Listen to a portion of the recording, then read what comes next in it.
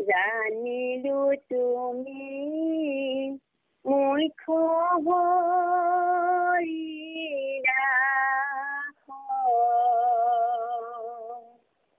অথাইলা পিঠিৰ মাচিৰ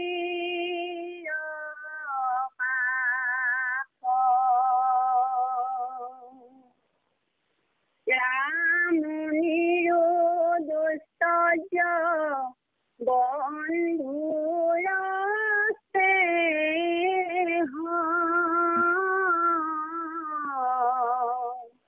জানো মানি আছা কৃষ্ণ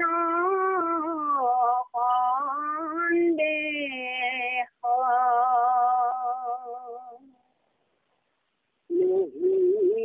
গোকুলক মৰিবা যেনে পুষ্পৰ চুম্বিয়ে ভ্ৰমৰ যেনে ৰাম সিটো হেতু তেনে পুৰুষিত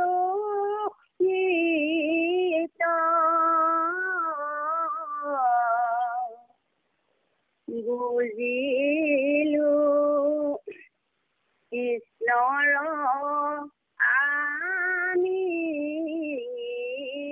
গীত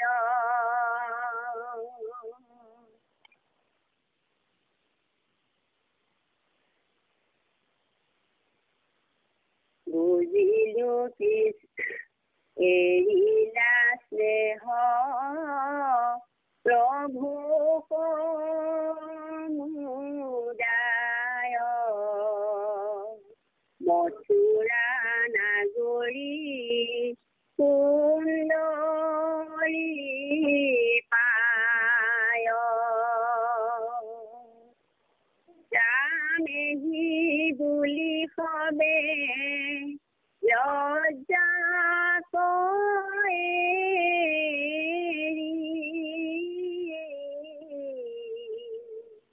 কান্দন্ত কৃষ্ণৰ গুণ সুমৰি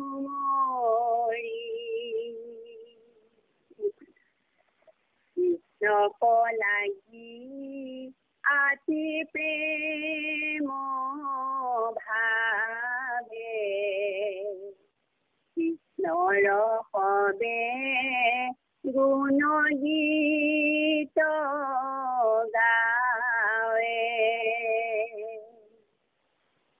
কৃষ্ণতে সবে নিমজাইল মন তাহাৰো গাঁৱত নাহি চেতন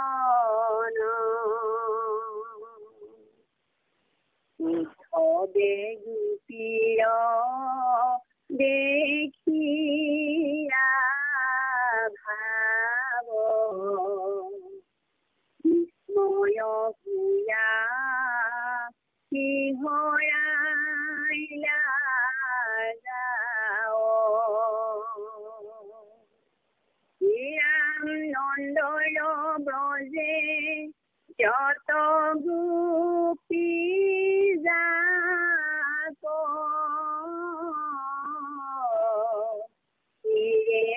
বন্ধু তান পদ ধূলাক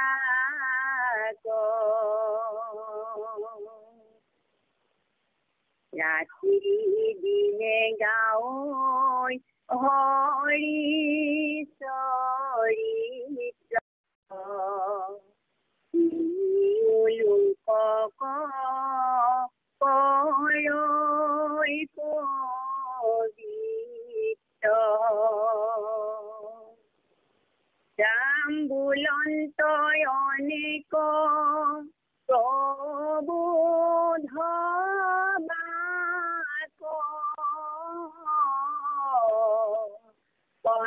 মনয়েৰা আৱেগো পিজাক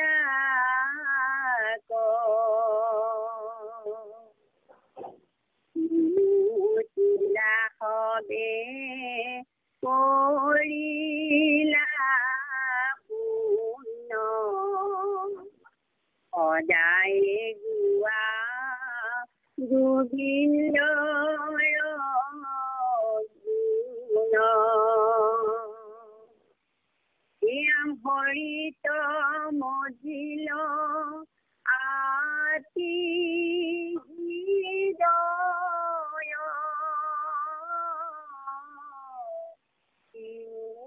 তোমাৰ ভাগ্যউদয়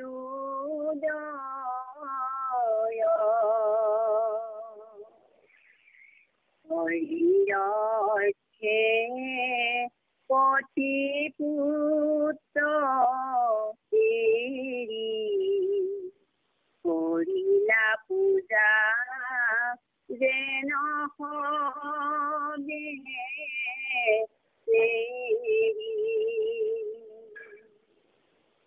ৰাম জানিলো সংসাৰ তৰিলা সুখে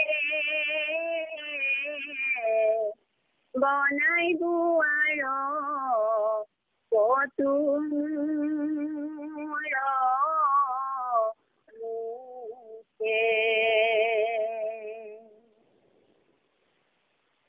কহিলা কৃষ্ণৰ সন্দেহ বাক জুৰাইল শুনি কবে গোপী যাক উদ্ধৱত কথা সুধে দুনাই সুখে কিয়া সন্ত কৃষ্ণ গোসাঁই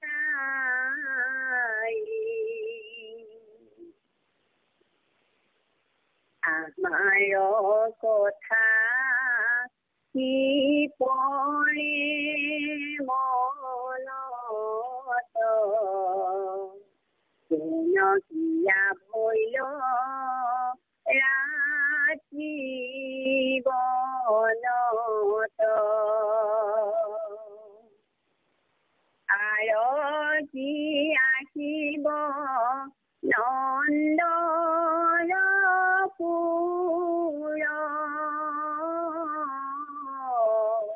পইচানি দেখিব মুখ প্ৰভুৰ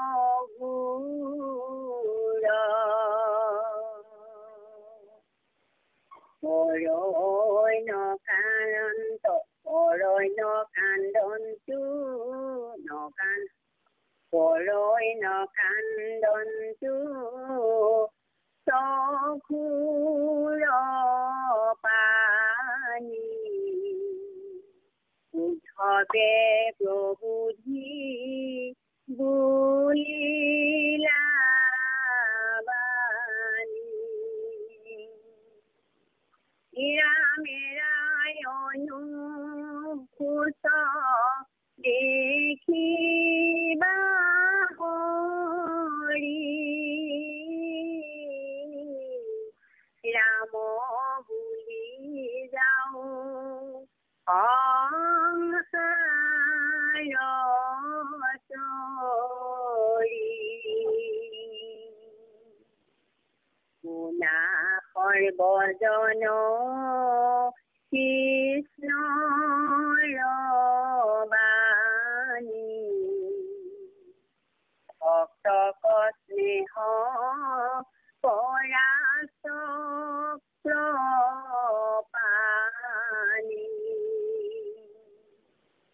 ৰাম কামতুৰ ভাবে ভজিয়া হৰি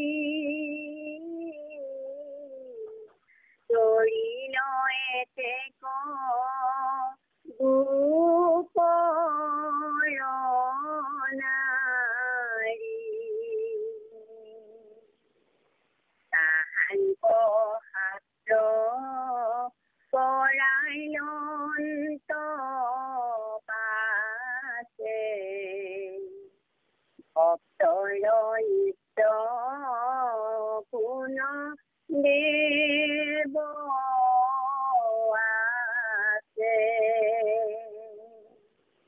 হীৰামালা সতে জীয়া ভজি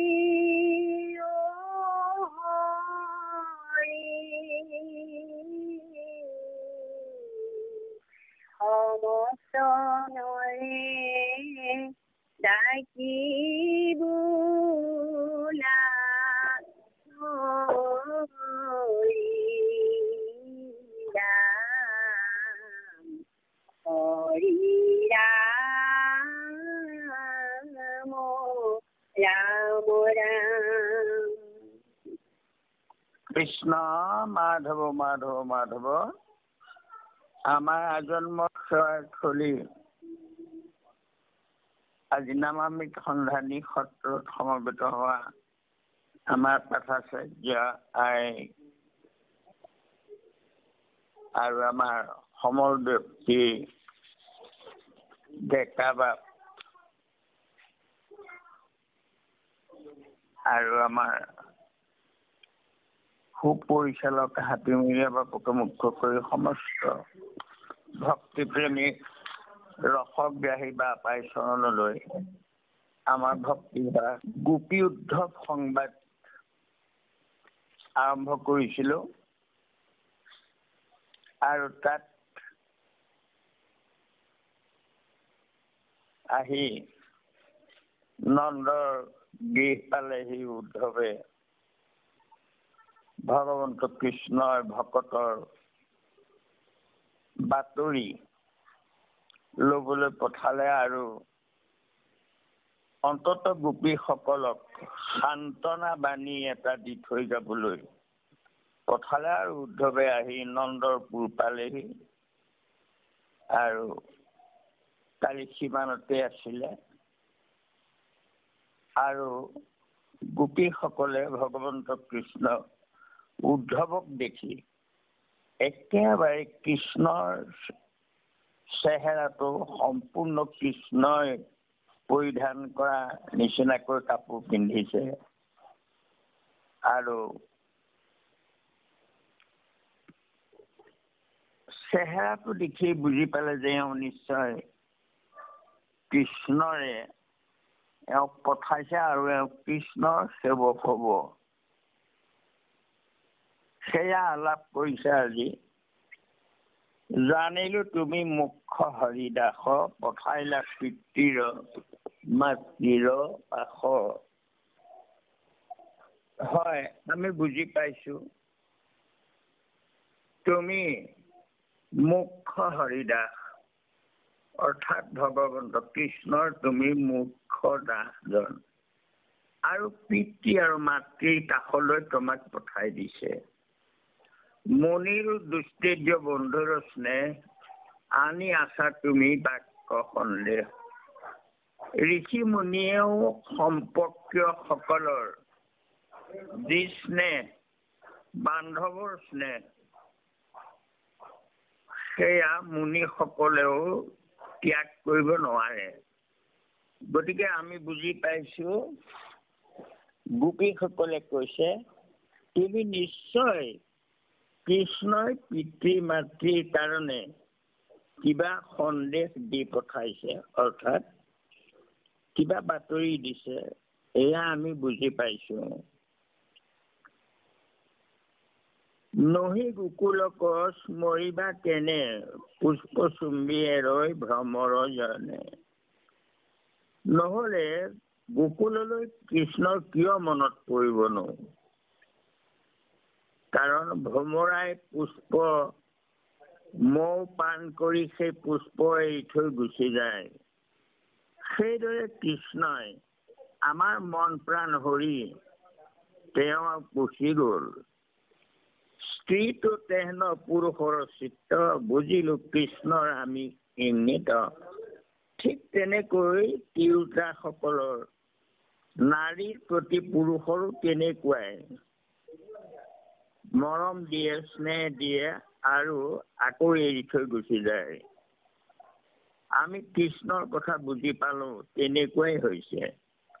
এই স্নেহ প্ৰভু সমুদায় মথুৰা নাগেৰি সুন্দৰী পায়। নিশ্চয় আমি গাঁৱলীয়া বনবাসী, আমি নাৰী আমাৰ লগত বৃন্দাবনত ধেমালি কৰিলে আৰু এতিয়া গৈ মথুৰা নগৰৰ সুন্দৰীসকলক পাই আমালৈ ঠিক তেনেকৈ পাহৰি গল। এই বুলি সবে লজ্জা কৰি কান্দন্ত কৃষ্ণৰ গুণ সুমৰি। এইদৰে তেওঁলোকে লাজ কাজ এৰি অকল কৃষ্ণৰ গুণতে গাই গাই তেওঁলোক মতলীয়া হৈ গল। কৃষ্ণক লাগি আতি প্ৰেম ভাৱে কৃষ্ণৰ সবে গুণগীত গায়। তেওঁলোক সেইসকলে আমাৰ দৰে নহয়, অতি প্ৰেম ভাৱে গায়। গোৱাৰ কাৰণে তেওঁলোকৰ ধাৰাসাৰে চকুলো বৈ আহে। কৃষ্ণক লাগি অতি প্ৰেম ভাৱে কৃষ্ণৰ প্ৰতি সপ্ৰেম ভকতি হব লাগিব, তেহে হয়।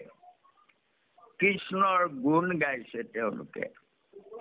কৃষ্ণতো সবে নিব যাইল মন, কাহাৰ গাঁৱত নাহি চেতন।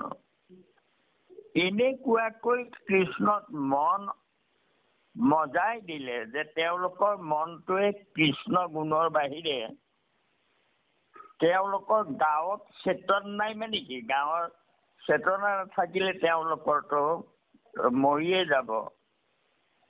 অৰ্থাৎ তেওঁলোকৰ মনে তাৰমানে ইন্দ্ৰিয় সংটো এৰি দিছে।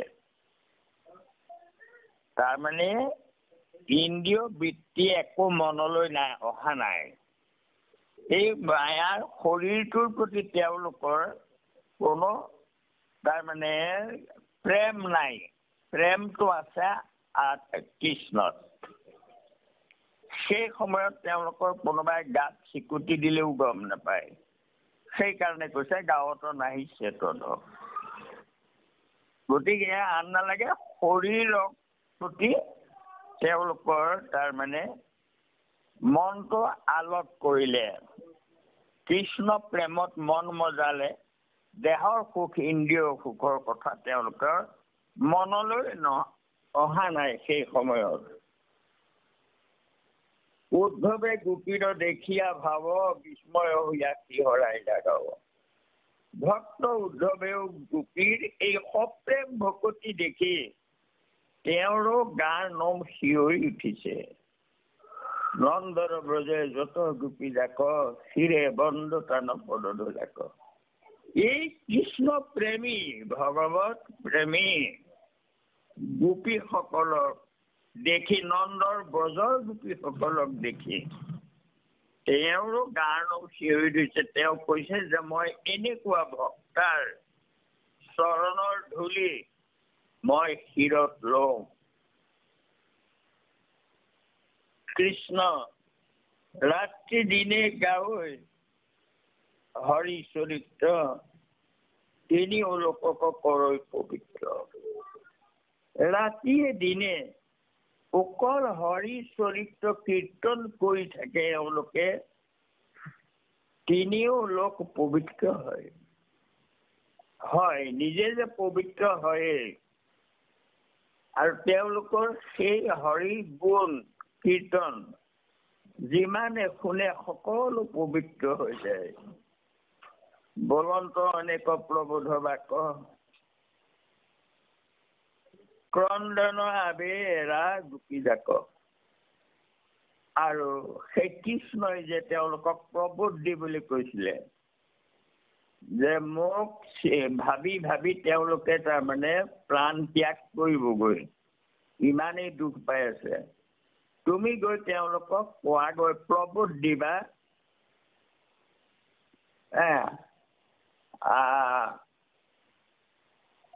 জানয়ে নাহি গোপী মোহ বিনে আন।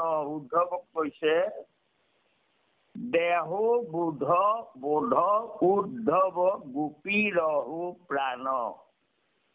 এই গীতত বৰগীতত আছে, মহাপুৰুষ শংকৰদেৱ বিৰচিত। যে তুমি গকুললৈ যোৱা, জানয়ে নাহি গোপী মহুবিনে আন। মোৰ বাহিৰে তেওঁলোকৰ একো অন্য একো চিন্তাই নাই, শৰীৰৰ প্ৰতিও মমতা নাই। দেহ বোধক কেলে মোক চিন্তা কৰি কৰি কান্দি আছে, আৰু তেওঁলোক নিশ্চয় তেওঁলোকে দেহ ত্যাগ কৰি দিব পাৰে। দেহৰ প্ৰতিটো একো মমতাই নাই। গতিকে তুমি তেওঁলোকক গৈ বোধ দিয়া, প্ৰবোধ কোৱা গৈ যে কৃষ্ণ আহিব, তোমালোকে ইমান দুখ কৰি নাথাকিবা।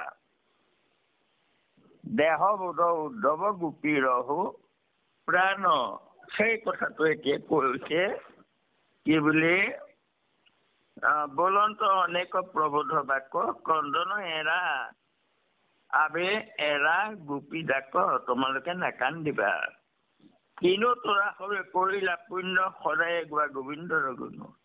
তোমালোক মহা পুণ্যৱান, তোমালোকে সদায়, কোন পুণ্যৱান যি সদায় ঈশ্বৰৰ গুণানুকীৰ্তন কৰি থাকে। হৰিত মজিল আতি হৃদয়, কিনো তোমাকাৰ ভাগ্য উদয়।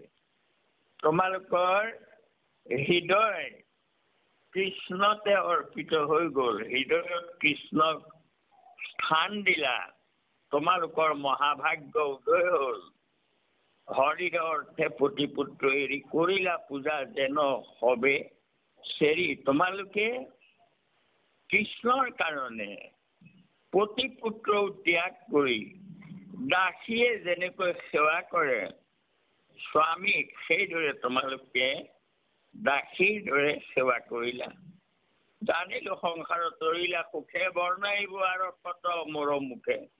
মই বুজি পালো তোমালোকে সংসাৰ সুখেৰে তৰিলা, মই তোমালোকৰ গুণ কৈ শেষ কৰিব নোৱাৰো। কহিলা কৃষ্ণৰ সন্দেহ বাক, জোৰাইল শুনি সবে গোপী ডাক। আৰু সেই কৃষ্ণই তেওঁলোকৰ প্ৰতি কোৱা পঠোৱা সন্দেহ, যে মই যাম, তোমালোকক মই আকৌ এবাৰ লগ কৰিম, তোমালোকে নাকান্দিবা, এই প্ৰবোধ দিলে। আৰু বুজি পালে যে কৃষ্ণই অন্তত আমাক খবৰ ল'বলৈ যে পঠিয়াইছে, গতিকে আমি বুজি পাইছো কৃষ্ণই আমাক ভাল পায়। কৰ্তব্যৰ খাতিৰতহে মথুৰাত আছে, তেওঁৰ মন আমাৰ লগত আছে। এই সান্তনা, এইটো কম সান্তনা নাই। কৃষ্ণ মাধৱ কহিলা কৃষ্ণৰ সন্দেহ বাক, জোৰাইল শুনি সবে গোপী জাক। তেওঁলোকৰ অন্তত কৃষ্ণই আমালৈ মনত পেলাইছে, কৃষ্ণই আমাক খবৰ ল'বলৈ পঠাইছে। এইটো সান্তনা পাই তেওঁলোক শান্ত হৈছে। উদ্ধৱত কথা সোধে দুনাই, সুখে কি আচন্ত কৃষ্ণ গোসাঁই। হে হৰিদাস উদ্ধৱ, আমাৰ প্ৰভু ভালে কুশলে আছেনে বাৰু? আমাৰ কথা কি পৰৈ মনত, আৰু কি আহিবা নন্দৰ পুৰ। কৈখানি দেখিব মুখ প্ৰভুৰ। আকৌ আহিব, আমাৰ ইয়ালৈ কেতিয়া আহিব বাৰু? নন্দপুৰলৈ, গোকুললৈ আমি তেওঁৰ মুখ পদ্ম কেতিয়া দেখিম? পৰৈ নকান্দন্ত চক্ষুৰ পানী, উদ্ধৱে প্ৰবোধ বলিলা বাণী।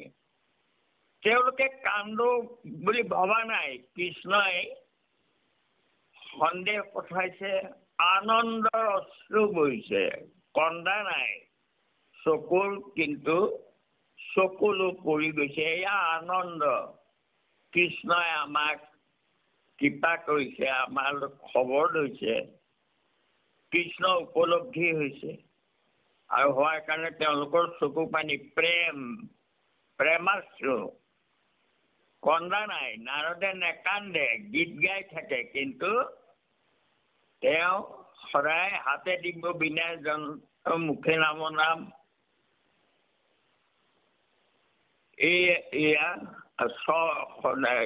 সদায় শ্ৰৱণতে থাকে নয়নৰ নীৰ, সেয়া আনন্দ অশ্ৰু। নাকান্দন্তু চক্ষুৰ পানী পৰিছে, কন্দা নাই।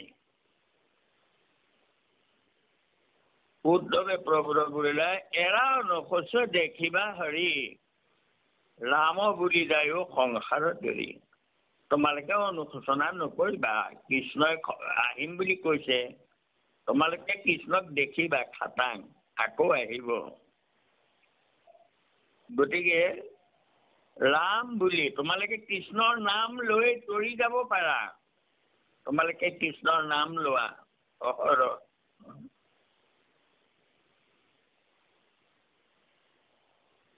কৃষ্ণ শুনা সৰ্বজনক কৃষ্ণৰ বাণী। এই কৃষ্ণৰ কথাখিনি, কৃষ্ণৰ কাহিনী, কৃষ্ণৰ ভক্ত প্ৰেম, এই কথাখিনি শুনিছা, তোমালোকে শুনিলা সকলো। ভক্তক স্নেহ কৰা চক্ৰপাণী, অৰ্থাৎ ভকতক কেনেকৈ ভগৱন্তই কৃপা কৰে। আমি যদি সেই ভাৱ আমাৰ মনত আহে, প্ৰেমানন্দ হয় আমাৰ, কৃষ্ণৰ কথা ভাবি, কৃষ্ণৰ গুণ গাই, কৃষ্ণৰ গীত গাই সঁচাকৈয়ে যদি আমাৰ আনন্দ পাওঁ, তেতিয়াহ'লে আমি তেনেকৈ কৃতাৰ্থ হ'ম। ভগৱন্তই আমাৰো খবৰ ল'ব, খবৰ ৰাখি আছে। আৰু তেওঁতো নিজেই কৈছে, মোৰ নাম লৈ থাকা, মই তোমালোকৰ কাষতে থাকিম।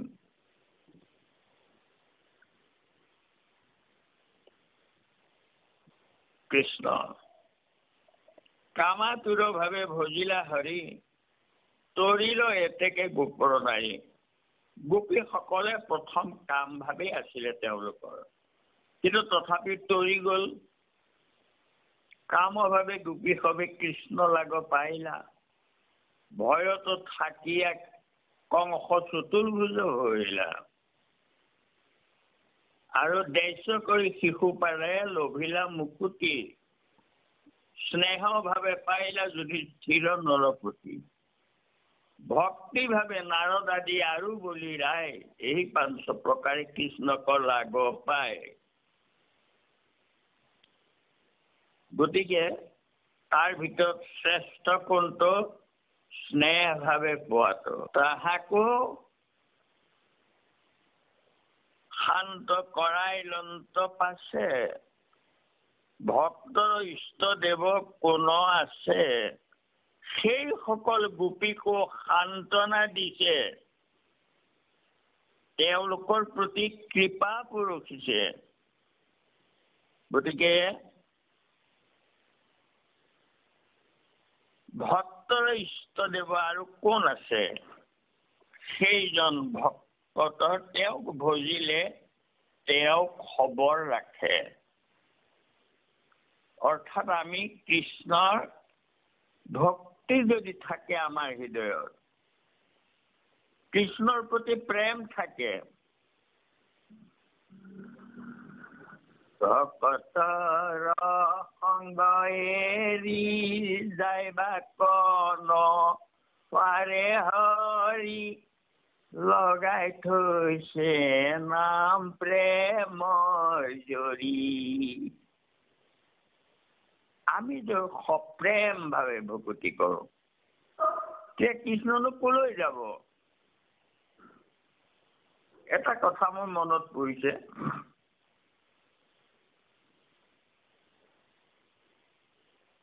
দণ্ডিক উৰ্বশী ঘোঁৰা হৈ আছিলে, দণ্ডি হাতত আছিলে, কৃষ্ণই আনিব খুজিছিলে। আৰু দণ্ডিয়ে আকৌ প্ৰতিশ্ৰুতি দিছিলে উৰ্বশীক যে তুমি, মই কাকো, তাৰমানে তোমাক মই কাকো হাতত অৰ্পণ নকৰো, কাকো নিদিওঁ। উৰ্বশীয়ে তেওঁক শপত খুৱাইছিলে যে তুমি, মই তোমাৰ পত্নী হিচাপে থাকিম, ৰাতি মই তাৰমানে তোমাৰ পত্নী হ'ম, আৰু দিনত মই আকৌ ঘোঁৰা হৈ থাকিম এইটোৰ ওপৰত। তেতিয়া ক'লে তুমি মোক সুৰক্ষা দিব লাগিব, কাকো দিব নোৱাৰিবা। দণ্ডিয়ে প্ৰতিজ্ঞা কৰিছিলে। আৰু সেই কথাটো ইতিমধ্যে উৰ্বশী অপ্সৰা মুক্তি হ'ব লাগে দুৰ্বাসাৰ শাপত আছিলে। গতিকে নাৰদক আহি দুৰ্বাসাই খাটনি ধৰিলে যে তুমি যেনে তেনে ময়ে খঙৰ বেগত সাপ দিলো, তুমি তাই মুক্তিৰ ব্যৱস্থা কৰা। অষ্টবৰ্জ মিলন হলেহে তাই মুক্তি হ'ব। আৰু তেতিয়া এই নাৰদে তাৰমানে সেই ব্যৱস্থাটো কৰিবৰ কাৰণে কৃষ্ণক গৈ ক'লেগৈ যে দণ্ডিৰ হাতত এনেকুৱা এজনী ঘোঁৰা আছে, ইমান ধুনীয়া ঘোঁৰা, সেই ঘোঁৰাজনী তুমি আনা, তোমাৰহে যোগ্য সেয়া ঘোঁৰা। তাৰপৰা কৃষ্ণই গৈ ঘোঁৰা বিচাৰিলে, দণ্ডিয়ে নিদিয়ে। লাগি গ'ল শেষত যে যুদ্ধ হ'ব। আকৌ সেই যুদ্ধত কোনে তাৰমানে ঘোষণাই হ'ল আৰু দণ্ডিও ৰজা, এইফালে অষ্টবৰ্জ একেঠাই হ'ব লাগে, তাৰমানে কথাটো হ'ল। গতিকে কৃষ্ণই তাৰমানে সহায় বিচাৰিলে সকলোৰে যে মোৰ লগত এনেকে দণ্ডি যুদ্ধ হ'ব। দণ্ডিয়ে আকৌ দেৱতাবোৰকো ওচৰ পালেগে যে কৃষ্ণই এনেকে অন্যায় কৰিছে।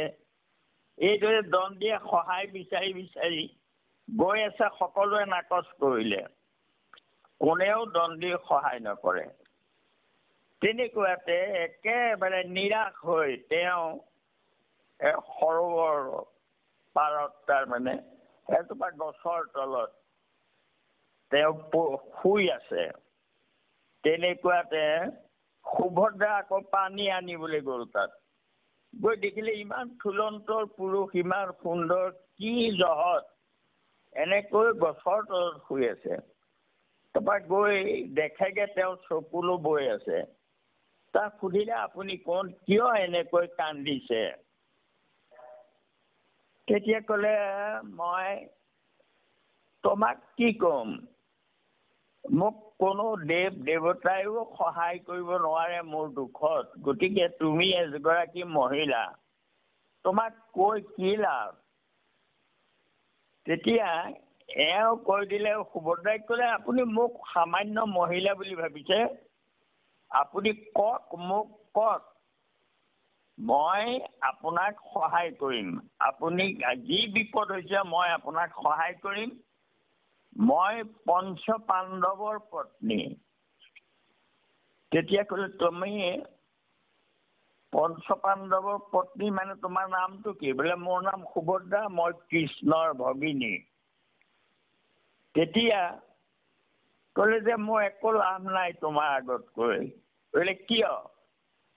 বোলে কিয় মানে তোমাৰ দাদাৰেই মোৰ বিৰুদ্ধে তাৰমানে মোক অন্যায় কৰিছে। তাত এতিয়া ক'লে কিয় কৰিছে কথাটো কোৱা। তাৰপৰা গোটেই কাহিনীটো ক'লে দাদাৰ তাৰমানে অন্য বস্তু হেঁপাহ নুগুছিল, আকৌ লোকৰ ঘোঁৰাজনী লাগেনে? ঠিক আছে, তুমি চিন্তা নকৰিবা, মই তোমাক আশ্ৰয় দিছোঁ, তুমি উঠা, ব'লা আমাৰ ঘৰলৈ ব'লা। তাই এই বুলি তেওঁক সান্তনা দি পেলাই তাৰমানে লৈ আহিলে। তাৰপৰা আহি সুভদ্ৰাই ভাবিলে যে কৃষ্ণৰ বিৰুদ্ধে আশ্ৰয় দিব লাগিব। গতিকে মই আশ্ৰয় দিলোৱেই ইতিমধ্যে। গতিকে এই আশ্ৰয়টো মই তাৰমানে দাদা ভীমক তাৰমানে মই আগ ধৰি, ভীম আকৌ তেওঁৰ স্বামীও, গতিকে মই ভীমৰ সহায় ল'ব লাগিব। তাৰ ৰাতি তাৰমানে ভীমৰ শয়নকক্ষত প্ৰৱেশ কৰিলে, কৰি পেলাই ক'লেগে যে মোৰ এনেকুৱা এটা বিপদত পৰিছোঁ, আপুনি মোক ৰক্ষা কৰিব লাগে। মই তোমাক ৰক্ষা নকৰি আৰু কাক কৰিম? জীৱন দিব পাৰোঁ তোমাৰ কাৰণে, কি হ'ল কোৱা। তাৰপিছত এতিয়া কাহিনীটো ক'লে। তাৰ কোৱাৰ পিছত তেতিয়া ভীমে ক'লে সেইটো এটা কথা নে, যোৱা তুমি নহয় মই আশ্ৰয় দিলোঁ দণ্ডিক, যোৱা এই বুলি কৈ তাৰমানে শুই থাকাগে, চিন্তা নকৰিবা।